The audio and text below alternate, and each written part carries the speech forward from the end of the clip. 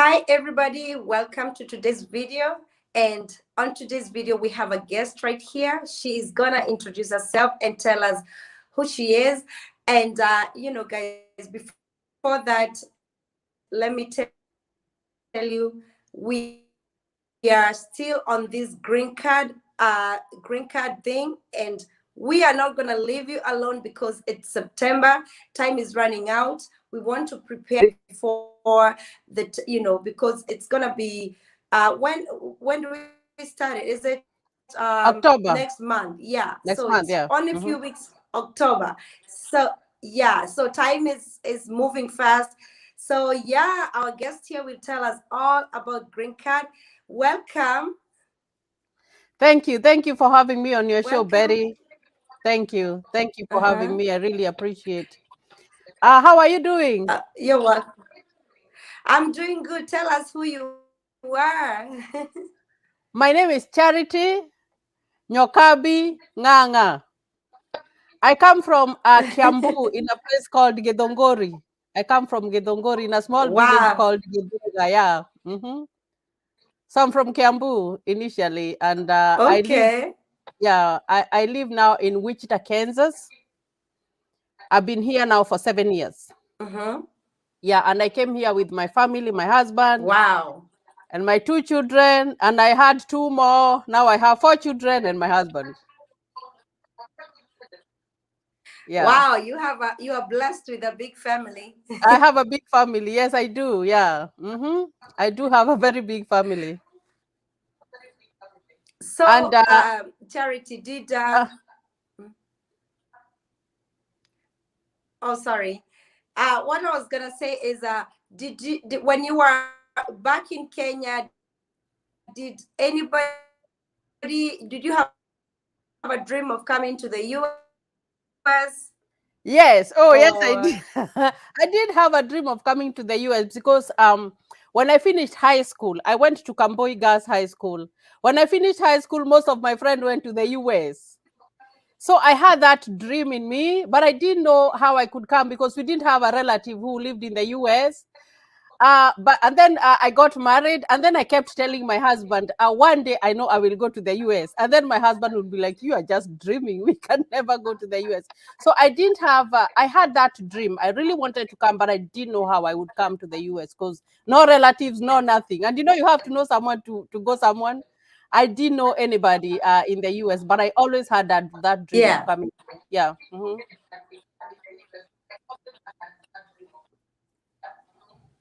Okay.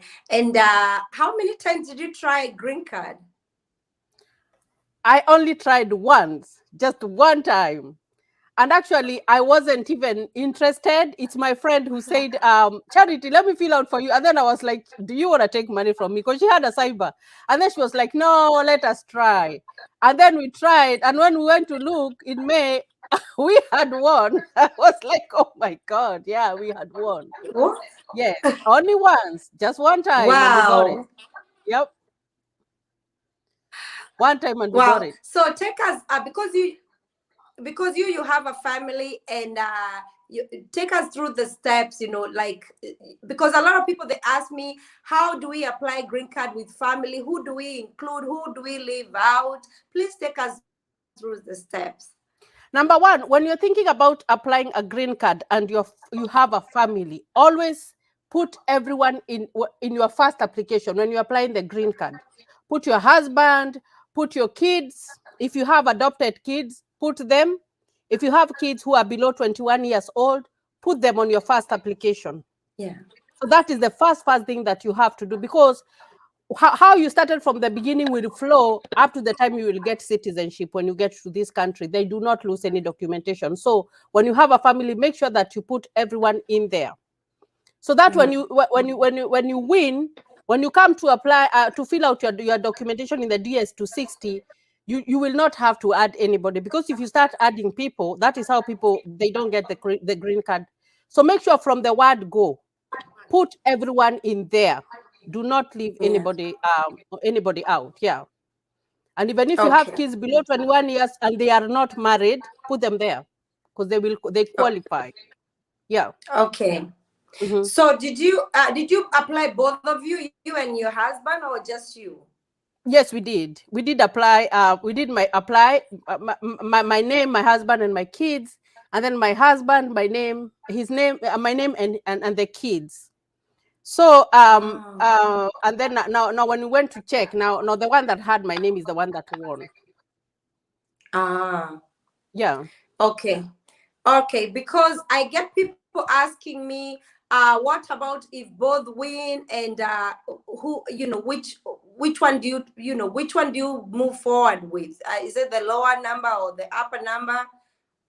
I don't know. I mean, the high Because number and the low number. Mhm. I didn't look at, because we only had one, and I haven't had anybody who they got two. I think Okay. maybe you would go with a higher number if there's a higher number or whatever. But what I know is that when you win a green card, as long as you follow the rules, what they Mhm. want you to do, it doesn't matter which you process. As long as you follow the rules, you will get the visa. But if you break the rules, then you're not going to get it. So I don't think it matters so much. It doesn't matter. As long as if you have won the green card, you have won the green card. Because they're not going to Okay. deny you a green card for anything. Yeah. Okay.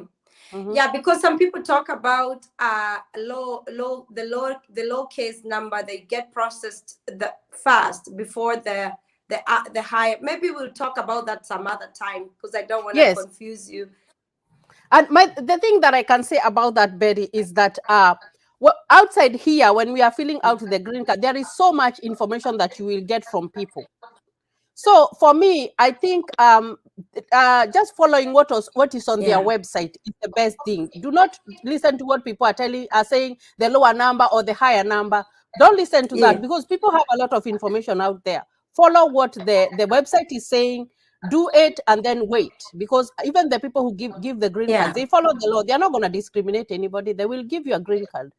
You know what I mean? If you win it, they will give you the visa. Yeah. Okay. Okay. So take up through because this is a question I'm getting a lot now after winning. So the embassy questions, because this is one of the major things people are asking me, green card interview questions. Now, the green card interview questions, Betty, depend on an individual. They all depend on an individual. And the interview questions depend on what you fill out in your DS-260. Yeah. Because the DS-260, you write everything about yourself, everything about your spouse, and everything about your children. They are not going to go outside that form to ask you strange questions from anyone. And of course, about your work, and of course, about your criminal, everything that you put in the DS-260, it's like a test that they're going to go and ask you from that test that you wrote yourself. You understand what I mean? Because us, when we went to the interview, Yes. they only asked, they asked me what my name was, and they asked my husband what his name was, and then they asked us, have you been, are those your children? Because our kids were playing somewhere, just there, they have a play area for kids, so that's where the kids were. So they asked us, are those your kids? We said yes. And then they said, have you been married to other people? We said no. And that was it.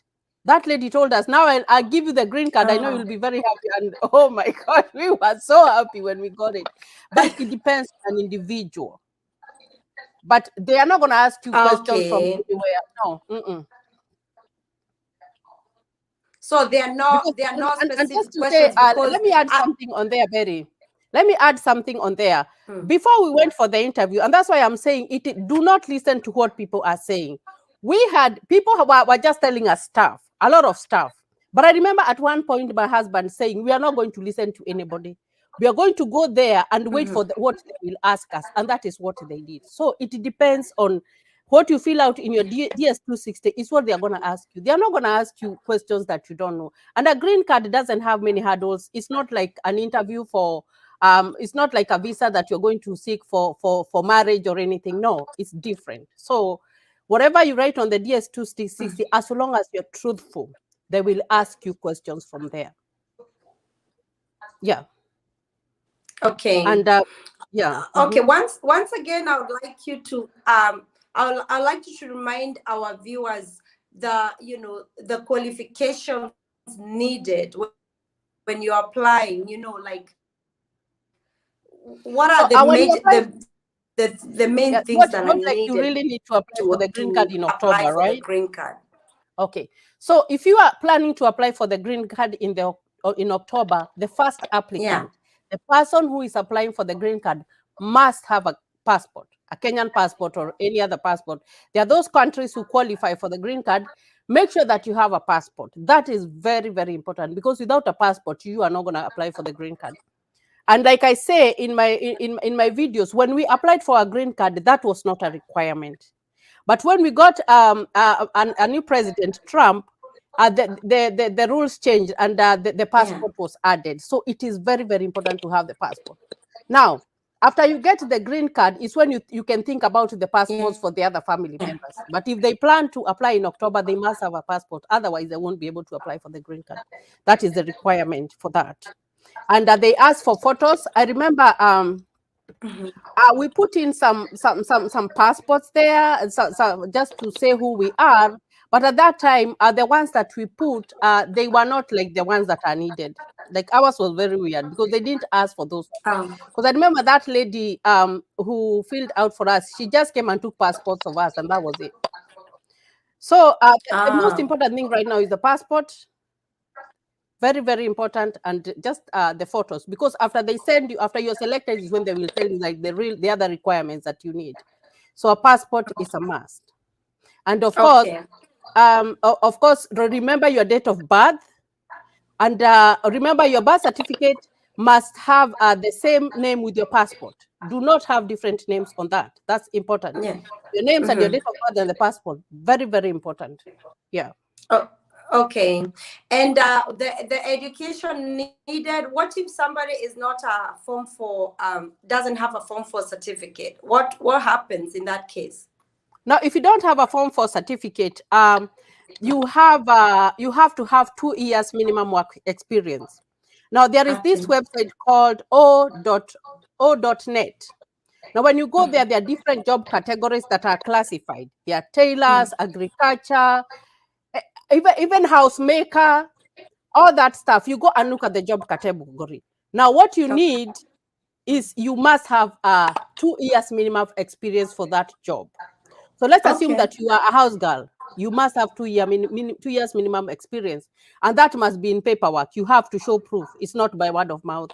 You have to show proof that you have been working for 2 years, and maybe this is your employer. So give them documentation.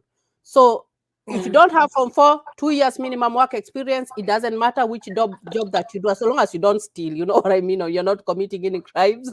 Yeah. So when you have that, then you're good to go. That's what they need. Yeah.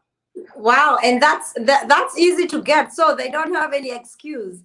Yeah, they do not have, you don't have any excuse, and you know, like even if let's assume you are hired to milk cows, you know, you have your employer, they pay you, and they can write a letter and say that you and even the money that they have been paying you, they write receipts, and then you take them to them. But all they need is paperwork.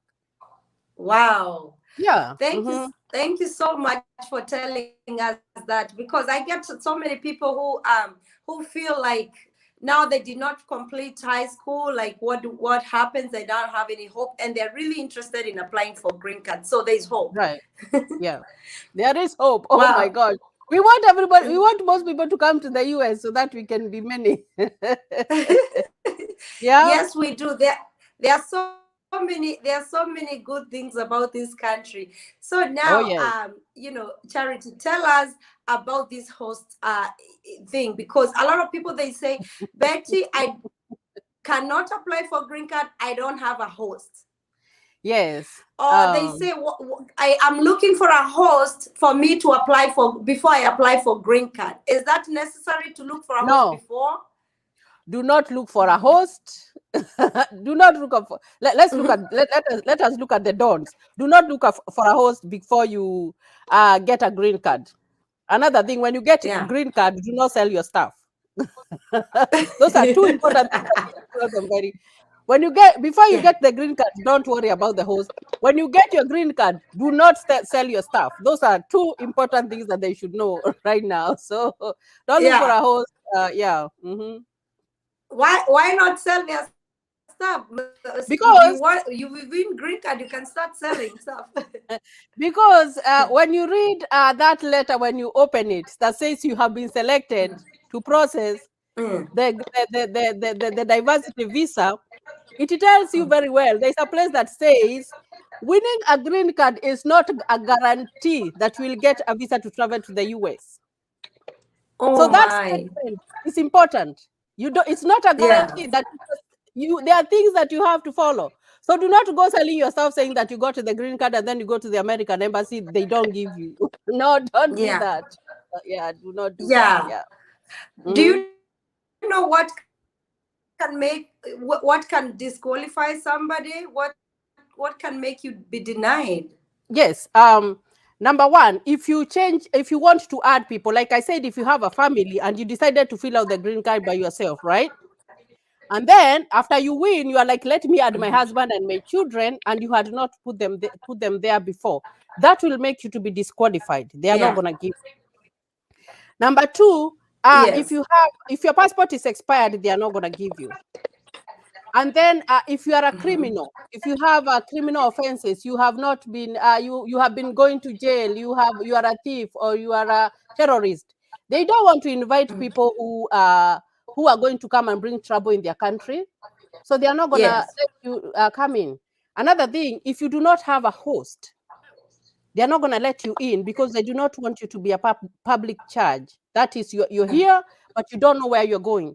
Because you know the life here at Berry, like you can't go to borrow water like the way we borrow water, or we go to the toilet anywhere with our neighbors at home, right? Yes. So you must have those things. And for more information, if they want to know, because everything is classified on that website, travel.state.gov. All those things are gonna make them disqualify you if you don't have something, even like a marriage certificate. And you're saying that this is my husband. If you don't have a marriage certificate, they are not going to give you that. Yeah. So you have to, when you win the green card, it's time to go in there and read everything that will make them disqualify you, because you will be disqualified. There are so many people who want a visa, and if you do not meet those requirements, they're going to disqualify you, and they will tell you a reason why you are disqualified. Yeah. Can somebody use like an affidavit or something to prove the marriage, or it has to be marriage certificate? It has to be a marriage certificate. And if you're divorced, you have to have a divorce certificate. You can't go to the embassy and tell them that I no longer live with my husband and these are the kids, and you don't have a divorce certificate. You have to show a divorce certificate. And sometimes when you have the kids, you know, they will ask you, they will want to know if you are the one who has custody of those kids, because they do not want you to kidnap the kids and bring them to the US. You have to have proof. That's why you have to have documentation. If your spouse died, because your spouse can die, there's a death certificate. Go with it. Yeah. You have to show it's paperwork. Make sure that your papers are in order. If you say that you went up take your Form 4 certificate and don't take a photocopy. You have to take the original documents. Yeah. And you know, Americans are very, very serious with this paperwork thing. They believe in paperwork, something that you are proving to them. Yeah. And even Barry, as we have lived here, you've watched even going to an American's office. When you go in there, when you're talking to them, they have a piece of paper, they are writing stuff. They're just writing on a piece of paper. And then when you go, then later maybe you go back, you'll see that they have pulled something and they're reading from what you told them. So paperwork is very, very important. Yeah. It's something that we have to learn when we come here. Yeah. And honesty. Now, you know, like honesty, like Barry, and let us be honest. As Kenyans, they like to lie. You know, they have you just don't want to be truthful. Now, if you're coming to the US, you have to forget about lying. You have to be truthful. If you got married and you got divorced, produce the divorce document and be willing. Don't go to say that whatever. No, you have to be truthful. Yes. Because if you start lying and the consular detects that you are lying, you will not get that visa. Believe me, they are not gonna give it to you. Yeah. Very, very important to always tell the truth. So Yeah. now, Charity, did you at what point did you start looking for a host? Take us through your host story. Yeah, so we started looking for a host after we had filled out our DS-260, and we got the letter to go for the interview. When we got we got the letter, and we had to go for the medical and the interview. So there was a requirement there for a host. So we started looking for a host. And like I said, I did not know anybody who lived in the US, apart from the people we went to high school with, and we had lost contact. It was many years since we had left high school. So you know when people go to the US, the time difference and everything, you just lose constant contact. So we didn't have anybody. And my husband, the same. In his family, there was nobody who lived in the US, no, even a friend, even whatever. He didn't know anybody. So what happened is that we had someone who looked for a host. He found a host in California. And that host was really nice. Believe me, he was nice. He called him every day. They talked on the phone, and he would tell him about the US and how, like all the things that happen here, the lifestyle and what to expect. Everything. He told us everything about the US. Yeah. And so he gave us the address. The host will give you the address. They will give you their name, so that when you go to the embassy, the consular knows where you're going to be located.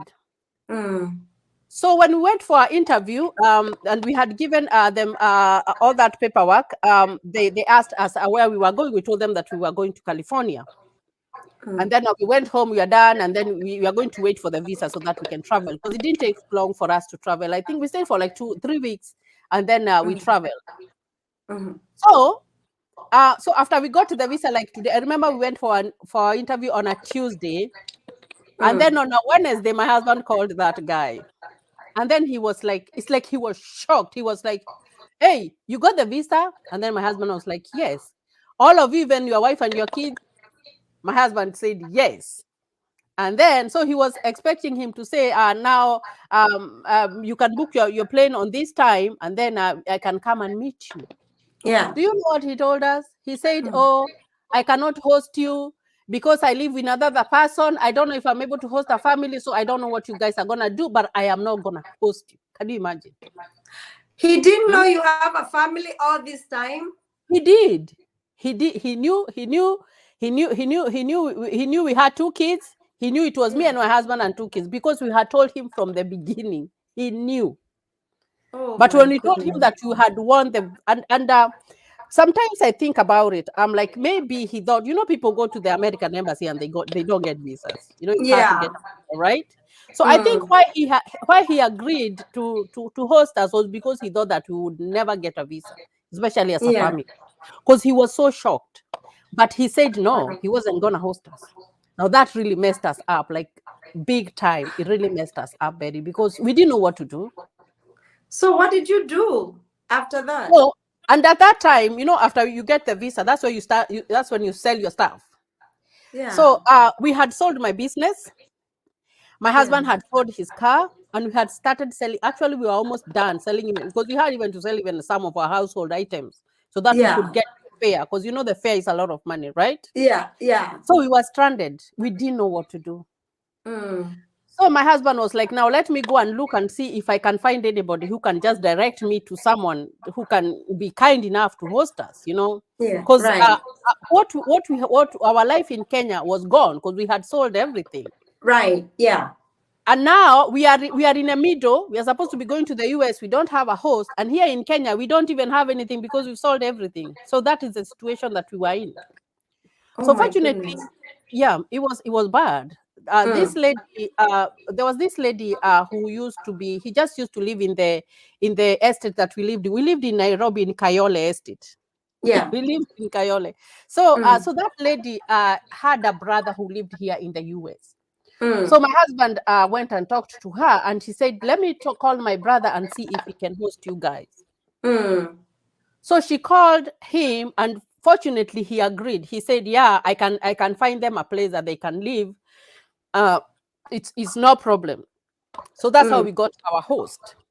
So so he called, and then he told us who we were going to live with, because he found us he found us a very young man, a single man who who hosted us, Mm. and that's how we got our host. But it Okay. was a stranger. We didn't know him. We didn't know anything about him. Wow, he was very kind to have you as a family. That guy was very, very kind. He went out of his way to help us. You know when you're single and you have this family, you know kids how they are, you know what I Yeah. mean? Yeah. So he was so kind. He went out of his way to help us, even to just to help us even to get the documentation and everything. But the host really messed us up because remember when you fill out when you give the address, that is where they will send your green card. Yeah. So our green card did not come to Wichita, Kansas. It went to California because that was Ooh. our address. Yeah. And we did not know that here when you move you have to change your mailing address. We did not know that. So My. we had to do a lot of work to call them before we found out that we had to call them and change the mailing address so that the green card and by the time I think we were coming to the US, that guy had left. I think he had gone back to Kenya. So we were not in good communication because already he didn't do us good. He didn't do us right. Yeah. I mean, Yeah. so the post office fortunately was able to trace those documents, and then they sent them back to the post office, and then they were sent back to us. So for me, it took me like 4 months before I got my green card. My Yes, it did. good It did take, Lord. yes, because my husband's came earlier, but mine took a very long time before it came in. Yeah, I thought that it was lost. I thought that it was lost. You know, Yeah. and that's one thing people should be very careful about. You know, the person you are getting as a host, if they mess you, you can lose your, even you can, you know, like if you can lose your green card, you can go, you Yes, know, it's very you can lose your important to green have your card. meals. Yeah. And that's what I say, Betty. And if you promise someone that you're gonna host them, Yes. please host them Right. because you agreed in the first place. Because you live here in the US, you know how life is. Why make a Yes. promise that you're not gonna keep? If you know that you can't host someone, be truthful and say, I am Yeah. not able to host you. You see what I mean? But don't do it Yeah. just from word of mouth and then you bail out on the last minute. It doesn't make sense and it is wrong. Because we It even is. hear of people who come in and they don't even have people even to get them from the airport. Can you imagine being stranded in a strange country Yeah. like this? It was wrong. He Oh did us yeah. I very know. wrong. I know. Yeah. Yeah, I know someone who's been, you know, something happened like that. They came all the way, and when they got to the airport, this person, their host, refused to answer their calls. They actually blocked them, and this Yeah, person that's was helped by wrong. a stranger. It's so That is sad. wrong. Yeah. It is sad. And I can you imagine our fellow Kenyans doing other fellow Kenyans like that? That is wrong. Actually, I have no, I don't know if I can do that to someone. I cannot live with myself. If I don't want to host someone, I'll tell them I'm not able to host you, but I'm not gonna give an empty promise. It's wrong. Yeah. It's very Yeah. wrong. And you know, when somebody when somebody win the green card, let me tell you, that's a dream come true because it's a lottery. It's like hitting Yeah. a jackpot. You don't Mm-hmm. wake up and hit a jackpot every Oh day. no, no, you don't. It's You a, don't. what do you call it? What do you call the lottery here? The one that win a lot of money. It's called. I The can't remember Powerball. what Is it Powerball? the Powerball. Yeah. Uh huh. And you Yeah, win I mean, millions and millions of dollars.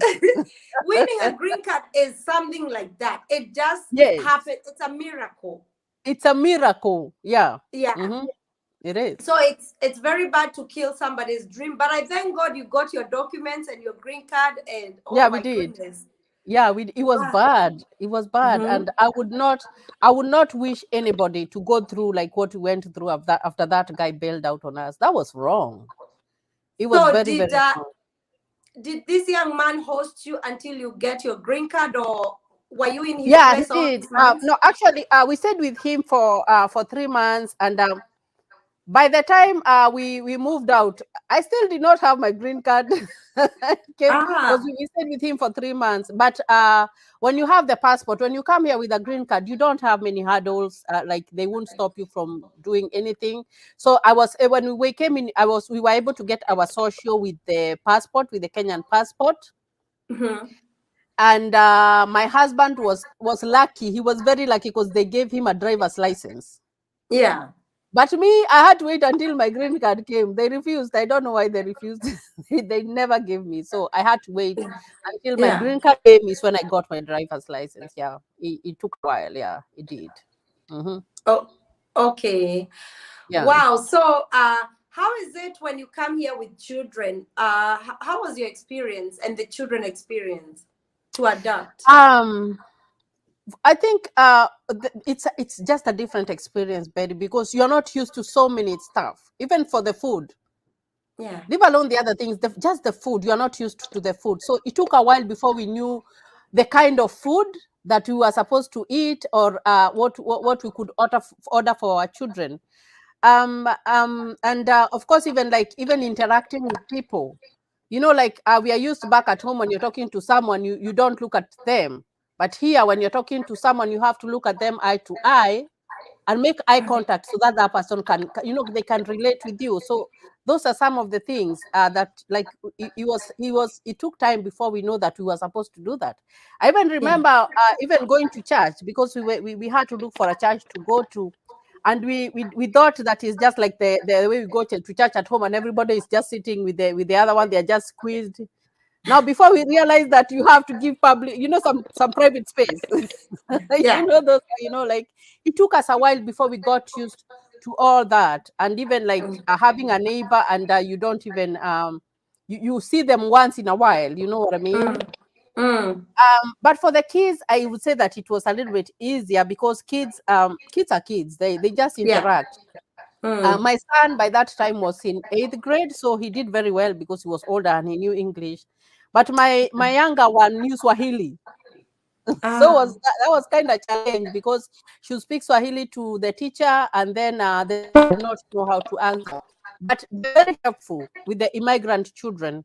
They put them on a system for the ESL system, and they learn English very fast. Because by the time she was done with her first semester, she was speaking English. She was doing very good. So my kids adapted very, very, very well. But and then another thing, even to know how to keep time, that was Yeah. another thing, because you know that if an American tells you it's 1 p.m., it's 1 p.m. No, it's not 1:01 or 1:02. It's 1 p.m. So we had to go Yes. on that, especially on the meetings that I had to go for my kids' school. I remember there was a time I was only late for 5 minutes, and I found that they had started. I was so much embarrassed getting into the hall.